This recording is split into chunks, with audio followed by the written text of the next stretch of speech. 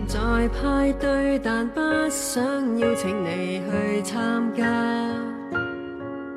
然而大概你亦不很喜歡那些低級笑話，情願自閉到將光陰寄情樂手跟作家，帶着一點出世與一點神化。旁人在暗笑，亦偷偷稱呼你妄想家，完全掠過你將機關都睇透的一雙眼嗎？存着善意那理論與見解，遭世人醜化，你亦一聲不願，人類多可怕。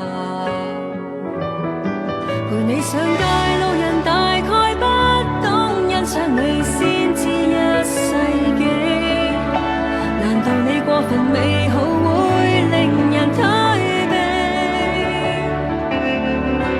有些我也未明白，有幸我懂得怎麼愛你，就等我守護塵世之中走太前的你。誰叫這負能量時代最開通的想法都配你不起？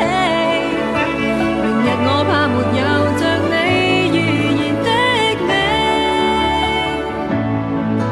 但你一笑繼續沉默，沉入了思考不肯放棄，仍努力給這荒謬城市多一個轉機。